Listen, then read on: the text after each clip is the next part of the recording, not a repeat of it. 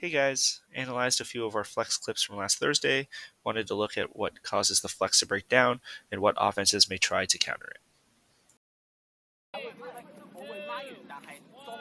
So here's a typical flex setup against a vertical stack. We have five players making a surrounding formation, a sort of a defensive bubble. I think in the base formation, we have these back three defenders guarding the back three attackers. uh, with the deep kind of looking at the deep looks, and then the open side and break side players looking at the wide angles. In the front, we sort of have two players guarding the front of the stack, open side and break side, and then also being prepared to take shallow angles from cutters behind. So here we see the two open side defenders pick up two cutters going to the open side. The remaining three defenders will then have to pick up matchups, and we do a pretty good job of clogging the lane until a pick happens, which we should be prepared to call because I expect this type of situation to happen quite often when teams try to beat flex. So very similar situation to the base setup here. Lewis starts a little bit deeper, but he immediately jumps to the break side of the front of the stack to cause some confusion. Uh, Handoff happens. I search for the next open side player from the front. Ken does an excellent job of helping me cover that, and then handing that off to me before finding the wide open side angle. In this case, we have a 2v2 situation back here. The communication here just has to happen a little bit faster so that we can find our matchups before this hammer goes up.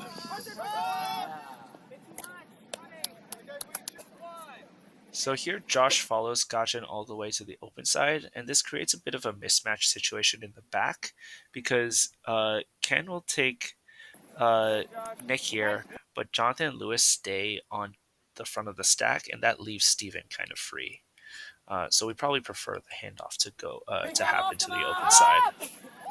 I think typically the deep and the break side defender have an easier time picking up stragglers when the flex breaks down into person defense. So here's a non-end zone example. Alexis picks up Gajan for the wide open side angle, and you can see Wilson getting ready for a second cut. Alexis follows Gajan all the way back to the center. Um, I think there's an opportunity for a handoff here so that Alexis can pick up Wilson, but the communication has to be very clean. So one of the adjustments that the offense started to make was to stretch the vertical stack to be longer. This makes the job for the back three harder. For example, Justin tries to hand off Alex here, but that just very, very easily gives Sunny a gap here in the middle. Yeah, we have to make sure that when we do handoffs that we are ready to pick up someone new, or else that inherently causes a mismatch. Also, flex becomes much harder to play when the offense swings the disc because either communication breaks down or the defense is forced to go man. So in this example, Chris as the shallow breakside defender lets Wilson take the front of the stack, and he immediately focuses on the second in the stack. It's really important that he keeps his head on a swivel so he can reposition himself to take away the biggest threat for the front of the stack.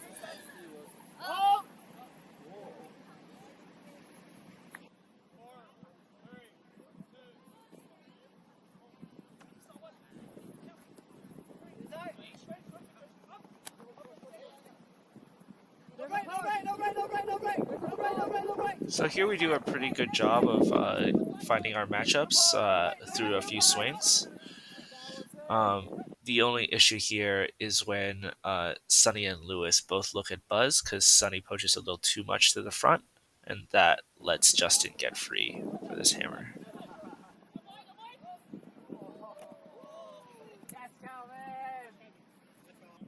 One of the things that defense can do to prevent these swings is by really communicating with the mark. So here Sunny goes no around. I give a big buffer for the upline, forcing Toad to engage with the flex and try a riskier throw to the back of the end zone. So here's another example of the offense stretching the vertical stack to be longer, this time creating a bit of a mismatch in the front. Both Chris and Steven have really large areas to cover. I think to mitigate this, they should stagger a little bit. Steven maybe pushing up a little bit in front so that he's more prepared to take the 1v1 matchup.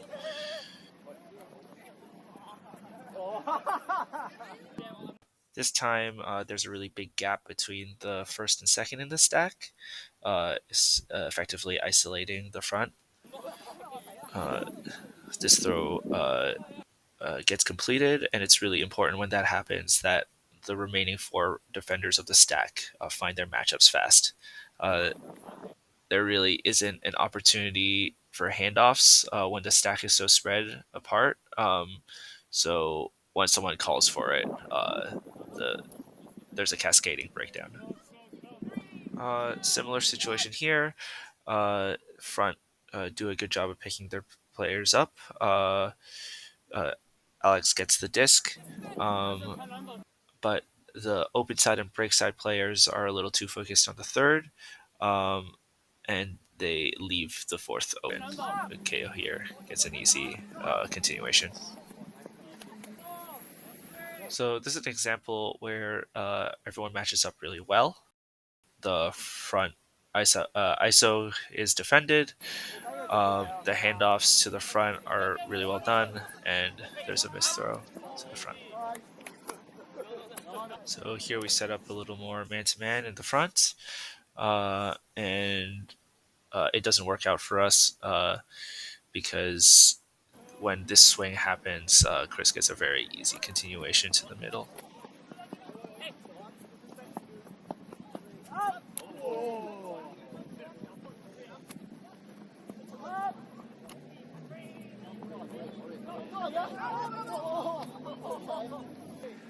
Last example, also of a more staggered front two defenders. Um, yeah, it kind of ends up with us being able to take two looks at ISO cutters from the front.